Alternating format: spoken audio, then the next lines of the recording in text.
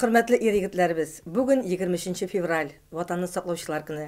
Без бүтән дөнья татар конгрессында эшләүче хатын-кызларыбыз, үзебезнең коллективта эшләүче ир-егетләребезне чын күңелдән әлеге матур бәйрәм белән котлыйбыз. Ирләр безнең таянычыбыз да, терәгебез дә, киңәшчебез дә. Алар булганда дөнья якты, дөнья киң. Без барлык татар ир-егетләрен шушы матур бәйрәм белән котлап, аларга гаилә иминлеге, күңел тынычлыгы, сәламәтлек, уңышлар телибез. Қашың қара бойың зифа, көзіңдә қара синең көзіңә қарасам, йөрәгем яна минем. Хатын кызны җирнең гөле иткән, аңа табынучы ир-затлар. Вәгъдәсенә тугры калучылар, кырыс, әмма тугры иратлар.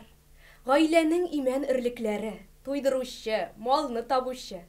Кыенлыкта киң җилкәсен куеп, җил яңгырдан саклап баручы. Күңел белән барыбер солдат алар, 80дә дә сафта тез алар. Юкка гына атка тиңләмиләр, заман йөген тарта иратлар. Хатын кызны җирнең гөле иткән, аңа табынучы ир-затлар. Ватан белә, аяз күгебезне сакладылар, саклый иратлар. Билин кысып буган диләр, бигрәк уңган диләр. Әллә кайдан күреп тора солдатта булган диләр. Әллә